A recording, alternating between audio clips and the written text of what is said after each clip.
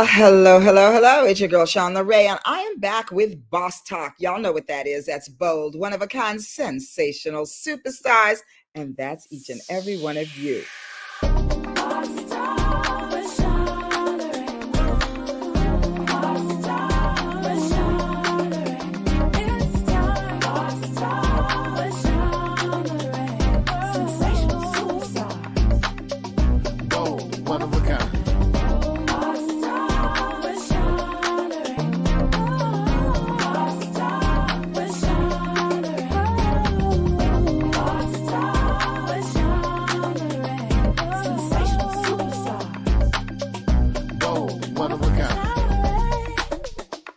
Good evening. It's your girl, Shawn Ray, and I am back with Boss Talk. Take this time right now to reach out to a friend and ask them to join our conversation tonight. Send them the link and tell them to like, comment, subscribe, and absolutely comment them. Yeah. Thank you.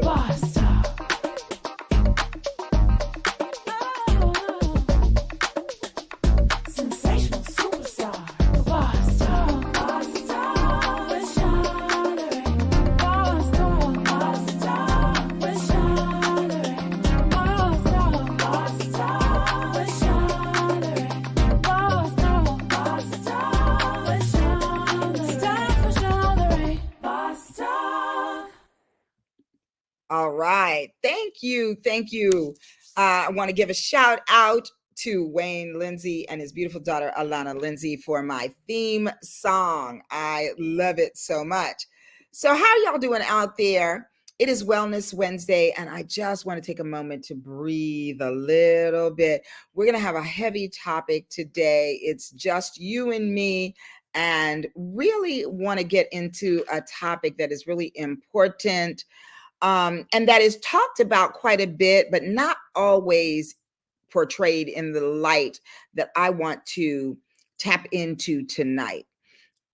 So let's just take some deep breaths, if you will. Breathe with me from your belly. Expand your belly as though it is a balloon when you inhale, and then exhale through your mouth slowly. So let's breathe in and exhale. Do that one more time. Breathe in.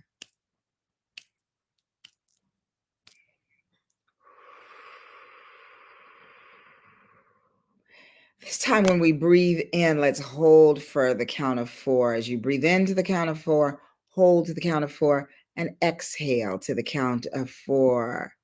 Ready, breathe in.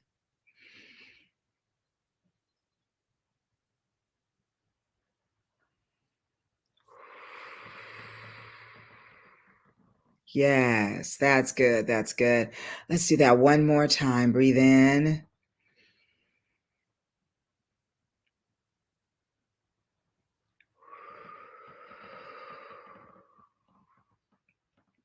Yes, thank you so much. And hello, let's shout out Mr. Seals. Hello there, darling. Good to see you on. Thank you for tuning in and always being here, and the first one here as well. I'm so excited to see you again online.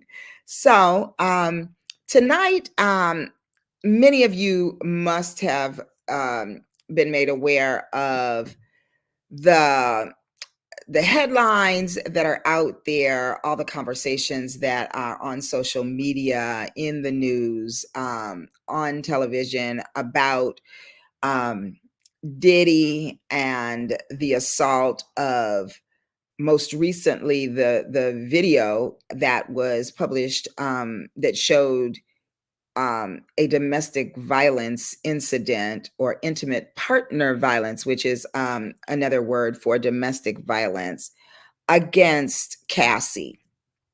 And it was a very difficult video to watch. I'm sure many of you may have turned away. I did. Some outlets are not actually showing the video because of the graphic nature of the video. And then again, we had another assault victim come forward, a young woman who was a model who was groomed by a designer that she was working with to that she was working with to wear his clothing, and was kind of groomed and kind of put in places that maybe were not safe for her, and she was sexually assaulted. She alleges that she was sexually assaulted by Diddy. Um, and I use the word alleged because none of us were there, right? So we don't know what happened. But I do want to talk about the growing um, growing number of sexual assault cases that are coming out involving Diddy. Um, we know that the Me Too movement that went viral and became very much a newsworthy topic during the pandemic and beyond are things that we we all were glued to our televisions watching that. And of course, we heard all of the outside scuttlebutt that was going on around those topics. And so I want to talk about, I usually like to use the word, I usually like to use the word survivors of sexual assault, sexual abuse, intimate partner violence. But for today's purposes, I am going to use the word victim. And the reason that I'm making a conscious choice to use that word today is not because these women are victims in the sense that they're helpless and that they are, I don't know, sometimes the idea of being a victim has a negative connotation around it because people don't like, I don't want to be a victim. I'm strong. It indicates weakness to some people and that sort of thing. And therefore, the word survivor is the word that I like to use because survivorship actually expresses the truth about any woman or man who goes through this kind of abuse, intimate partner violence that indicates that you are in an intimate relationship, in a partnership with someone, and are abused in a violent way by that partner. Sometimes intimate partner violence is reciprocal. It becomes something that each partner participates in, and that's fighting in a violent way in an intimate partnership. Domestic violence is the term that we most know, and that is a domestic dispute among a couple that results in a violent act, usually on one or the other. And in many cases, um, people fight back. And so then it becomes a case where people say, well, it wasn't an attack as much as it was a fight or a violent interaction between two people. So, with all that terminology in mind, I want to talk about all the aspects of intimate partner violence or domestic violence because they include sexual assault, rape, molestation. So molestation is has a little bit of a different connotation because usually a molestation is a victim who is a younger person that is being violated by sometimes it's an older person, often it is not, especially among younger children. Sometimes it can be peer molestation. So there's all these variations on the terminology around this topic.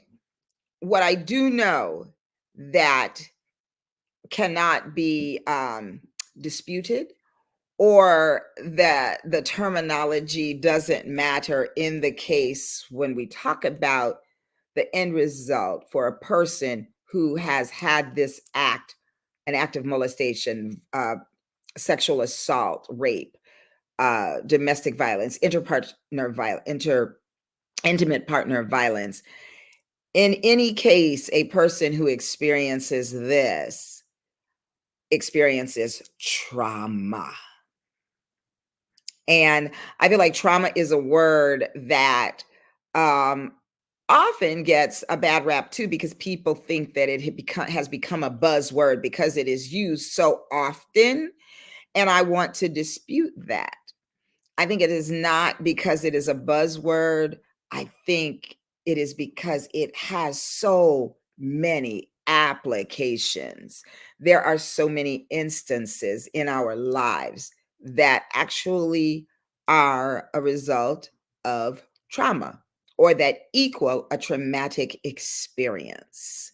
Now, trauma is also interesting because in my mental health work, I recognize that the victim of a sexual assault and all the other things that we have mentioned, domestic violence, etc., the person who has been perpetrated against experiences trauma.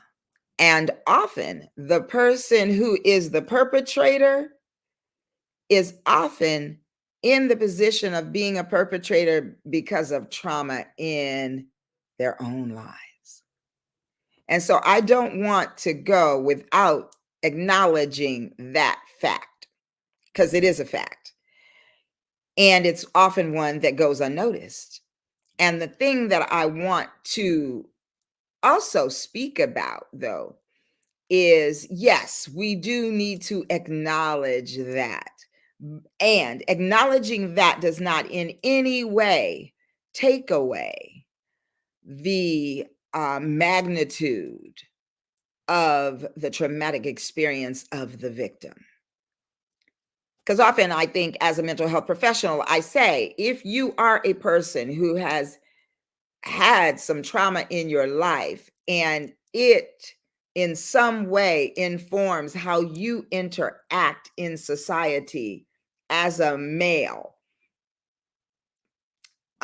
in particular, and most often, or as a female who is a perpetrator, because there are perpetrators that are of the female persuasion, right? And so when I speak about that trauma of the perpetrator, I want to reiterate that it does not in any way detract from the traumatic experience of the person who has been victimized in that way. When I first started this work and in the mental health field, I worked before I received my license. When I was doing those 3,000 hours that it takes to become a licensed marriage family therapist, I taught a class for adult survivors of childhood sexual abuse. Now, we've talked about, or you've heard mentioned also in the news and medical situations, on the internet, everywhere, about ACEs, and that we have an ACEs score, and that is adverse childhood experiences. That is what and the S is scale. So that is what ACEs stands for, Adverse Childhood Experiences Scale. And that is a survey sort of that you take, and it's written up kind of like a quiz and asks questions about certain things that if whether or not you have experienced them in your life. And for each incidence that you have experienced, you end up getting a point. How about that? And that point, then you add the points up, and the higher number of incidents means that you have a higher ACEs score. And there are certain physical, mental, and emotional aspects of one's life that are present with relation to the higher number of ACEs scores. So these physical attributes, and in particularly in African American communities, other communities of color, lower socioeconomic areas, the ACEs scores are higher, and the incidences of heart disease, diabetes, high cholesterol, hypertension, all of these unhealthy diseases that are out there are higher based on the connection to whether or not you have had adverse childhood experiences. And so I want us to take a minute and take a look at what that actually means, because the mind, body, and spirit are so fully connected that when there is an injury that is emotional or psychological that disrupts the physical and spiritual aspects of a person. And so when we look at the impact of sexual assault, let's just stay right there. Sexual assault on a woman, often they don't report it. It goes unreported.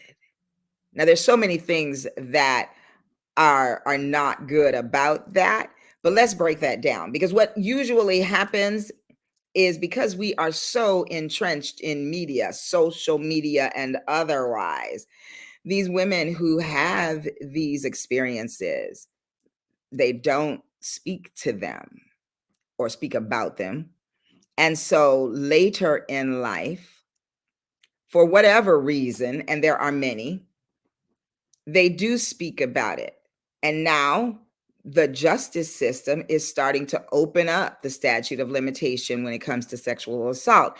So a woman could have been sexually assaulted in her teen years and not speak about it until she's a full grown adult. And the statute of limitation,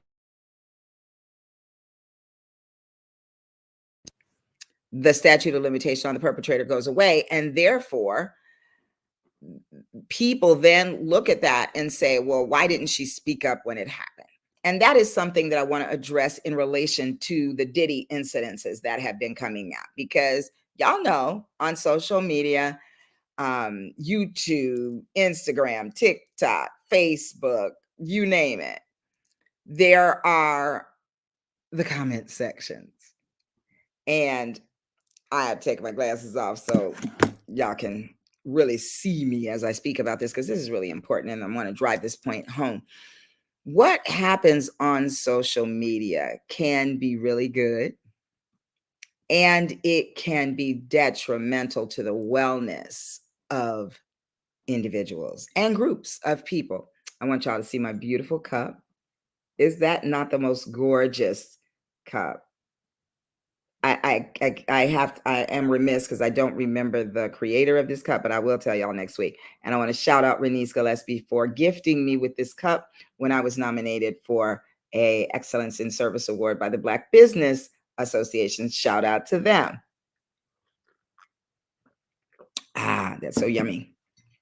Do y'all drink mushroom coffee? I drink mushroom coffee. It's pretty amazing. But I'll tell you more about that later. So going back to what I was saying. So social media can twist things, and they can make what goes viral isn't always the noted opinion, the correct opinion, the scientific, psychological, or otherwise opinion, the biblical or spiritual opinion. It's just what people think. And for so many people, social media is a fun, and it's like a playground. So imagine that there's always a bully on the playground. Remember being a kid? There was always a bully on the playground. So there are always bullies in social media. And so when the women who have been abused, sexually assaulted, and it becomes viral and it's all over the media, then there go the comments just flying in, just flying in. But when people make these comments, they don't take into consideration some of the things that are very important. And one of them would be, because one of the comments that I see often and hear even in conversation is, why did she wait until this long before reporting, before speaking out about the incident? And it used to be that the only place that a person, a woman in particular, could report these things was to the police. But now we have social media. And so there's a plethora of places where this stuff gets reported out and gets shouted out and gets pushed forward to the court of public opinion. And when I think about the question, why would someone wait? So let's talk about children first. Let me go to there first, because in cases of molestation, there are children who were molested as young children. And the mind is a protector. And so often our memories will lapse and things will go way back into the recesses of our mind because we are not equipped to deal with that thing in the moment. And so a child whose brain is not fully developed yet, particularly this part, the prefrontal cortex, the frontal lobe, is not fully developed yet. And so reasoning, rationale, decision making, all of those things, and the parts of the brain that help us to sort out things, it's not fully developed yet. And so it is often a gift that this thing goes back into the recesses of their mind. The only thing about that, though, is that the body doesn't forget. And what I mean by that is trauma lives in our bodies, y'all. It doesn't, your body is not unaware of the mental and emotional trauma that you experience. And the act of sexual assault is on the body. And so the body is aware that that happened. That thing lives inside a person. It lives in your cells. And these kinds of traumatic incidences change the processes and the oh gosh, what is the word? I'm blank on the word. It changes the way that your brain works and operates. The neurons, the neurotransmitters are shifted. And that, yes, it can be shifted back over time, not with talk therapy, but that's a whole nother thing we'll talk more about, because the research is just popping about that. And the thing that people don't get is that that is how a person doesn't tell. And that's only one of the ways. That is how a person doesn't speak about it, because it can be buried in the recesses of their mind. And then through some work that they do or another traumatic experience or many other things can jolt it forward. And then they remember. There's a case that a young therapist that I am working with now has, where there was family molestation. And the person who was molested did not remember it until they started therapy.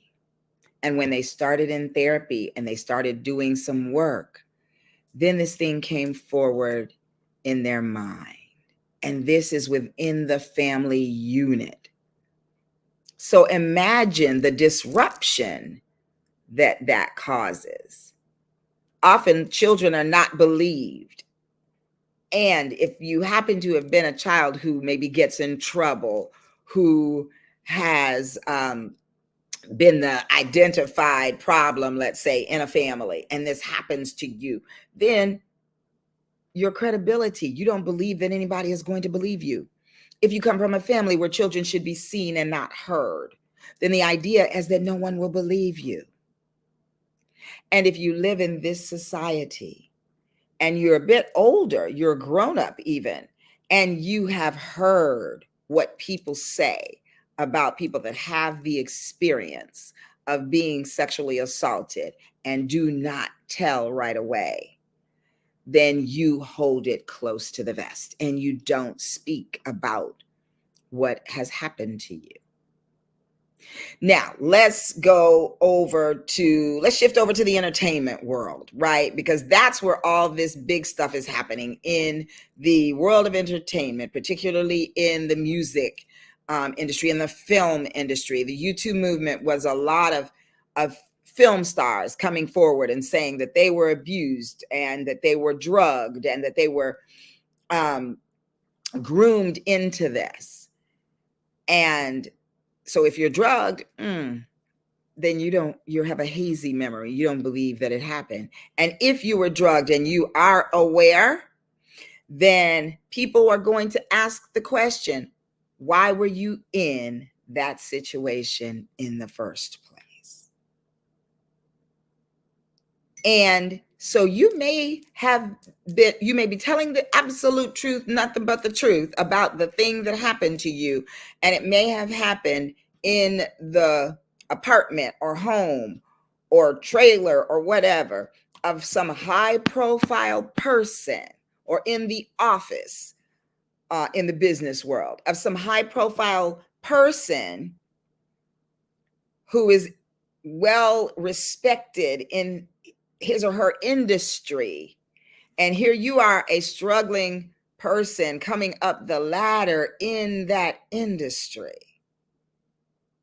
And you accept the invitation to dinner. You accept the invitation to go for drinks. You might even accept the invitation to go back to the house or to the apartment or to the party.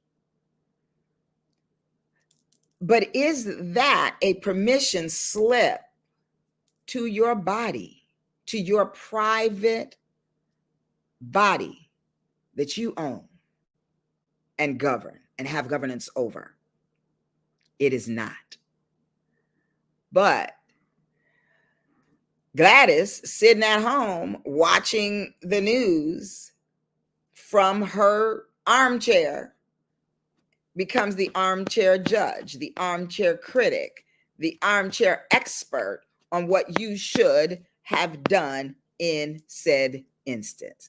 Gladys, who has never been put perhaps in that situation herself, or Gladys, who has been put in that situation herself and chose not to speak out about it, all of a sudden has an opinion on what you should or should not have done, and whether or not you are telling the truth. And in a society where the person is supposed to be innocent until proven guilty, now the victim is on trial, and her innocence about whether or not she is or he is telling the truth is the thing that becomes at the forefront of the situation. Now, in the case of Diddy, people have receipts. There is footage. And of course, there are witnesses. And some people are coming forward and now telling their experience because somebody had the courage, Cassie in this case, had the courage to come forward and say enough already. How many of us have worked on a job where we have been abused by a boss, not sexually, but emotionally, that they have taken their authority one step too far, and they have been rude in the way that they have spoken to us? They have been condescending. They have given us work that was not ours to do. They have made mistakes and put those mistakes on us. And because we are the new kid on the block, or lower up the totem pole in that job situation, we keep it to ourselves. We don't speak about it. And we hope that it will go away. We hope that we will work our way into a position that will give us the authority to move past. And then we'll be in a position where we have authority over someone, and we vow that we will never treat them that way. If you've been in that kind of a situation, shout it out. Put it in the chat. I know you're out there, so put it in the chat. Talk to me, y'all, because I know I can't be the only one that's thinking these things or that has a thought about these situations that are going on. But you see, in a situation where it is a job experience, and whether it's a promotion on the line or verbal abuse in a job, verbal mistreatment on a job, we still don't have the forethought or the courage or the whatever. We fear speaking up. So now let's add sexual assault to that. Do you really have to question why people don't speak up? Have you ever been on social media? Do you see how people judge? So I want you to think about that. Write something for me in the chat. What is Mr. Seals saying? I'm interested in mushroom. You are so funny. I'm interested in mushroom coffee. How did you become aware of its existence? Well, there's a guy that I'm dating, and I'm actually engaged to be married to that human. And he told me about it. And he put me on repeat, so I get it every month in the mail so that I don't run out and so that I can take good care of my health in all the ways. So that's how I found out about it, Mr. Seals. So I'm wondering if any of you are going to write in the chat, talk to me a little bit about an experience that you might have had where on a job situation where that kind of abuse had occurred and you didn't say anything. My brother Alan is in there. This abuse is everywhere. Just look at the president's race. Who would ever believe that a could run for office while defending himself against 36 criminal charges? Oh, yeah. Okay, I get what you're saying. That a man could run for office while still defending himself against 36 criminal charges. Absolutely, Alan. And that is the thing that I'm talking about the power differential. So imagine, because our presidential candidate, formerly president of the United States, Donald Trump, was accused before he even ran for office, while he was running for office, of and it was videotaped. It was videotaped and shown of him saying that he grabbed a woman's so and so. In fact, he said, you gotta grab them by the so and so, and I guess that was a means of control. And often these sexual crimes are about control. Yet he became the president of the United States. Now, let's take it a step further. Go all the way back to another president, the saxophone player, President Clinton. He was also caught up in a sex scandal where a young woman, whose frontal lobe, by the way, was not fully developed. She was 20-something years old, 21, if that old, 20 or 21 years old, Monica Lewinsky, when she got caught up in the sexual situation with the president of these United States. Yet he was somewhat pardoned while she was dragged through the mud. Her name was dragged through the mud. She was called every negative epithet that you can imagine. But yes, she was under the desk, whatever. But did anybody stop to think about the part that made her a victim? First of all, he was president of the United States. You think he didn't know better? Now, yes, her mama might have should have taught her better too. However, the onus is on the grown up, the person in power. And so it just boggles my mind when we forget the powerless and make them the reason for their abuse. What is my sister Gwendolyn saying? Victim shaming is at the forefront of not telling. Yes, so many of these stories, this culture of credibility bashing. Oh, sister, yes, credibility bashing indeed. I love that. You must have read the show notes, or you and I are just so well connected that it just happens that way, sister. I love it. Mr. Seals, what are you saying? He says, this is a very touchy subject and emotional. You're doing a great job of explaining the trauma that men and women go through. Thank you. Thank you so much. And I do want to be sensitive to this issue because it is a very touchy subject. It really is.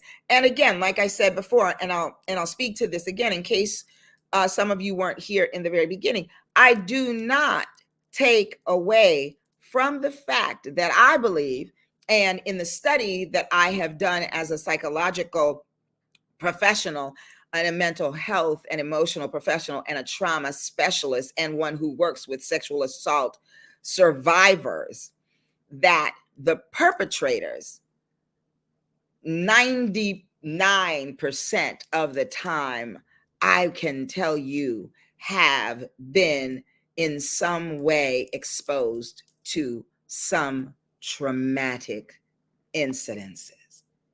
Because again, remember what I said, it changes your brain chemistry. So are we in any way confused that Diddy most likely has been a victim of some kind of trauma or an experiencer of some kind of trauma? 100%. He's in that industry. Even if you just take the teeniest corner of what goes on in that industry, it is almost 100% that there has been some experience of trauma. Now, even if that experience of trauma is something of the sort of rejection, many people who enter that industry are constantly rejected before they get to the place where they can experience the level of success that someone like Diddy has experienced. Absolutely. And you have to be a very strong person to go through that. Often, strength is confused with becoming callous or numb to the feelings and the needs of others. And most people who are predators are lacking, I should say, have lost or are lacking empathy, concern for the human condition. And then there's a piece of that power struggle that they have maybe experienced at the lower echelon of the biz, as they say, as they have come up through the ranks and risen to the top. Sometimes that power, we can be drunk with the power. And that power can also help us to lose some of the empathy that is required to not take part in some of these activities that happen in the industry.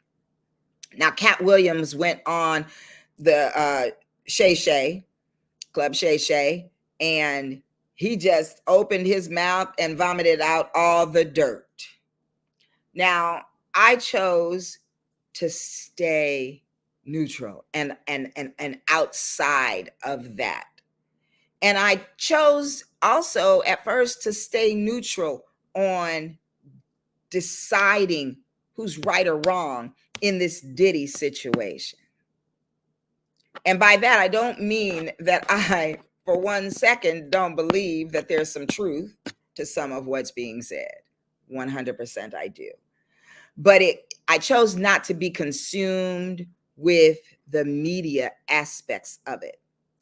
And today, I chose to speak out about it in honor of victimhood, in honor of men and women. And I don't want to be oblivious to the fact that this happens to men, as we have definitely seen or heard with Cat Williams' accusations and all of the things that he alleges he's seen happen in the industry. And they have involved the victimhood of men. And so I don't want to be remiss and not speaking out about that. But I could no longer remain silent when our focus is in the sensationalism of all of this media hype. And we are forgetting the experiences of those who have been abused. Because I, as a woman who, as a woman, period, number one, and as a woman who works with women who have been,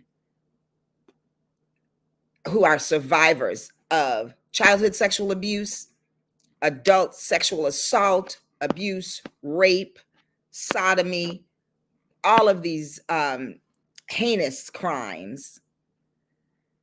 And I watch these women fight from the bottom of any barrel all the way back up to sea level. And then the resilience of the human spirit for when these women are able to straighten their back, hold their heads up high, and move on with their lives from a place of healing. And it's a journey, and it's a constant movement forward every day, one small inch, one small centimeter at a time. But I wanted to talk about this because the victim shaming is too much. It's just too much. So I want to offer that we go in consideration before we start running our mouths, that we consider that there might be another side to the understanding of why someone would wait, why someone would not come forward, why someone would come forward at such a time when other people are coming forward. Simple, there's strength in numbers.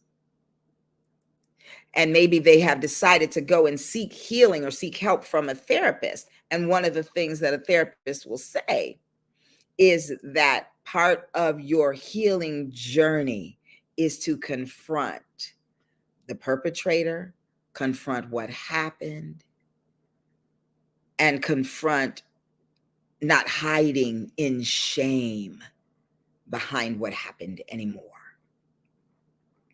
And that offers the strength that it takes to heal. Let me see. I was informed by someone who loves me to stay out of politics, so that is what I'll do. So I want to offer that censorship is against the law, and also we don't censor on this show. So if there's something that you want to say, yeah, no, keep it to yourself. Anyway, Mr. Seals, most often I'm interested in what you have to say. So, again, I want to show you if you missed my beautiful, beautiful cup. So what are you all thinking about what I'm saying? I want to hear from you.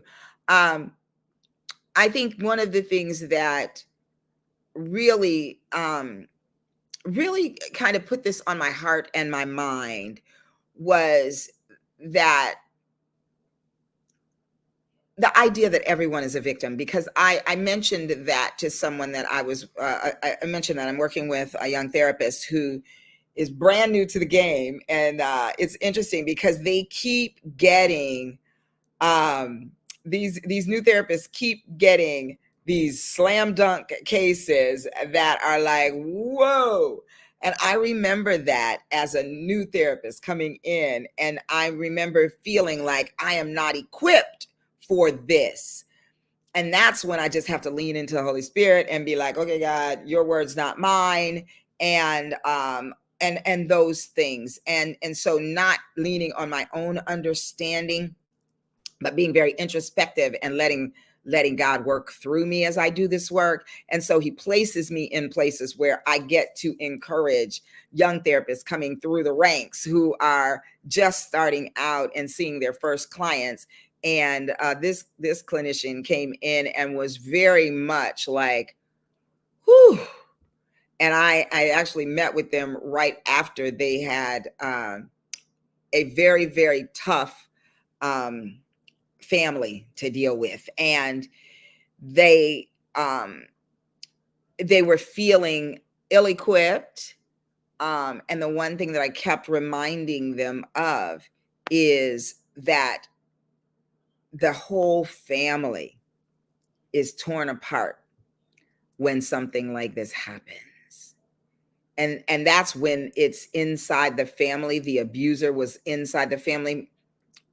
And it's not very different when the abuser is outside the family, because then you have the disbelief, the not wanting to believe that it happened, the family blaming themselves, the parents blaming themselves for something that happened, or the parents not taking responsibility, because there are some instances where things could have been avoided had a mother or a father made a different choice about who they were allowing their children to be around.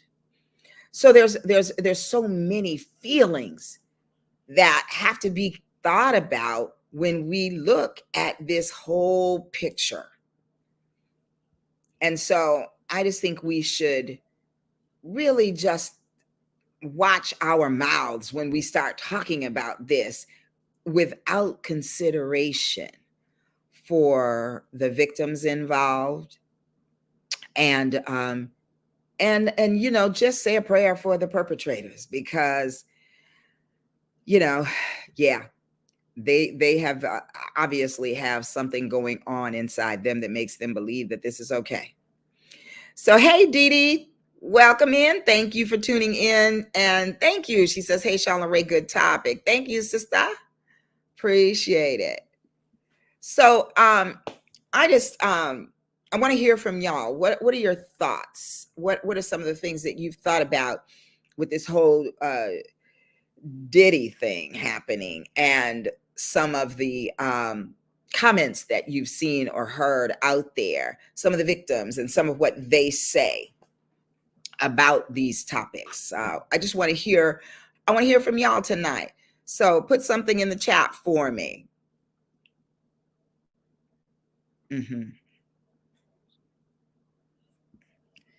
So so I just want to, yeah, I just wanted to kind of let y'all know what I was thinking about today, and definitely speak out on something that I think is very important in our society, in our communities, and that I really want to encourage us to be introspective when we go to type something in the chat, in the comments of a social media platform, in such instances, to not judge a person's choice to not speak out, to not discourage them from speaking up about what is their experience in such a situation, because everyone will experience,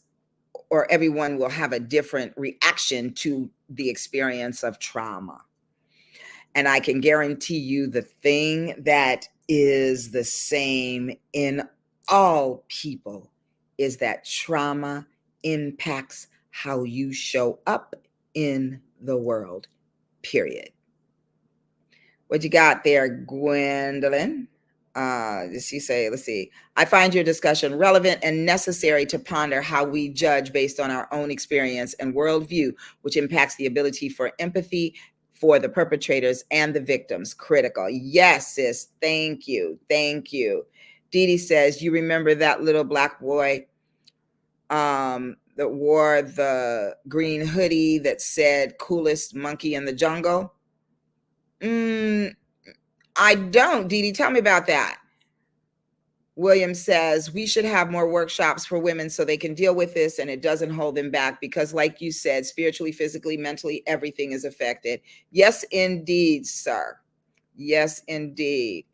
Then the little white boy's orange hoodie said survival expert, and it caused controversy and riots in the clothing brands. Ooh, I don't know about that. I'm ignorant about that. I wish I did know. I'm going to look that up. Thank you for sharing that. Because I think this speaks to something too. Words are powerful. Influence is powerful. And the way that things are put out there and portrayed can always make a difference in how somebody responds. And so I think, and the way, and also, also, also the way that people look at themselves.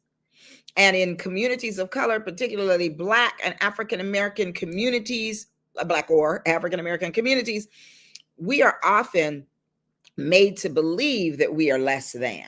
And I'm here to tell y'all that is not true. And when, and often in situations where maybe a person of color has been assaulted by,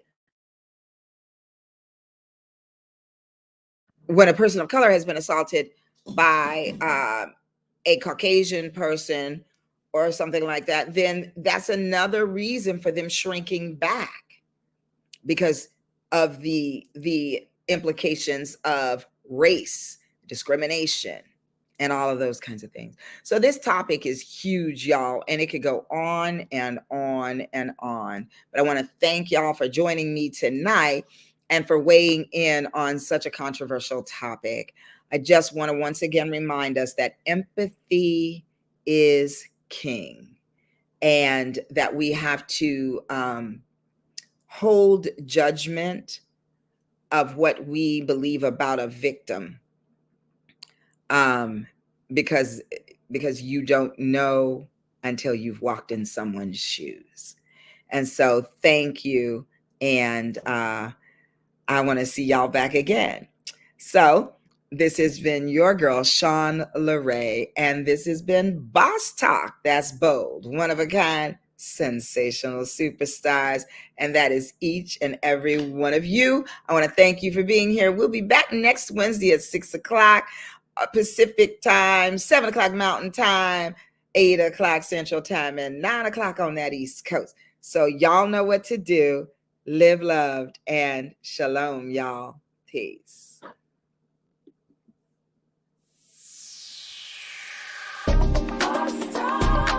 Out with me.